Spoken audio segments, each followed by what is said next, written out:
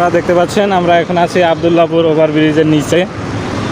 এই ওভারব্রিজের নিচে কি হয় আজকে আপনাদেরকে দেখাবো।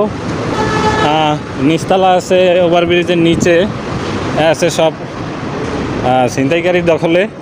এরা এখানে যা অবস্থা শুরু করছে, এই আবদুল্লাহপুর ব্রিজের নিচ দিয়া হাঁটার কোনো স্কোপ নাই। এটা হচ্ছে পাবলিক টয়লেটের হিসাবে পরিচিত এখন।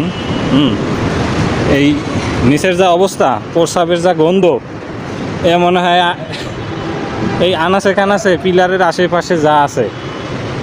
ওই কাগজ বাবা, এই যে এই খাজা বাবা ঘুমাইতে আছে আজান দিয়া। আর রাত কত কষ্ট করে ডিউটি করছে, এখন ঘুমায় না। রাইতে নাইট ডিউটি করছে আর এখন ঘুমায়। বিশ্বাস করেন ভাই, এই আবদুল্লাহপুরের আশেপাশে যেই জায়গার অবস্থা, বাথরুমের গন্ধে আর ওই যে প্রস্রাবের গন্ধে এখন আসাটাই খুব কষ্টকর। আপনারা যদি কেউ আসেন তাহলে দেখতে পারবেন এখানের অবস্থা। এটা আবদুল্লাহপুর ওভারব্রিজের নিচে হচ্ছে পাবলিক টয়লেট। এখানে যে যেভাবে পারে খাড়াইয়া দেয় সারিয়া।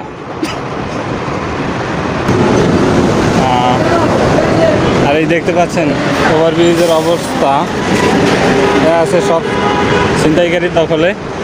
তারা সারা রাত ডিউটি করে, হ্যাঁ, আর ছিনতাই করে আর ঘুমায়, সকাল হইলে ঘুমায়। এই যে ব্রিজের যা অবস্থা, এই লিফটের যা অবস্থা, মতের গন্ধে, প্রস্রাবের গন্ধে, এই যে ব্রিজের যে এই আশেপাশে এই জায়গাগুলোতে বাথরুমের এত পরিমাণ গন্ধ, এখানে হাঁটা চলা খুব মুশকিল।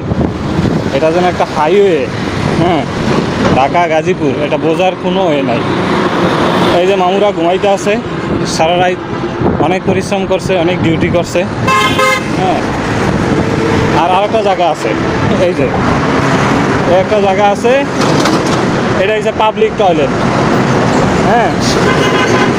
এই আশেপাশে এই যে দেখতে পাচ্ছেন রাস্তার আশেপাশে এই যে অবস্থা, বাথরুমের গন্ধে আর প্রস্রাবের গন্ধে এখানে হাঁটা খুবই কষ্টকর।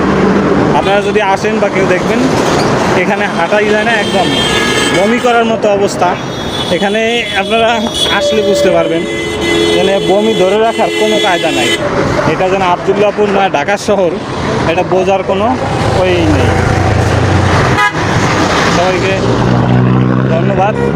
আজকে হ্যাঁ এই হাইওয়েতে এই হচ্ছে অবস্থা। এটা হচ্ছে একদম একটা পাবলিক টয়লেট, হ্যাঁ। এই হচ্ছে পাবলিক টয়লেটের অবস্থা আবদুল্লাহপুর, হ্যাঁ। আর একটা যে যেখানে পারে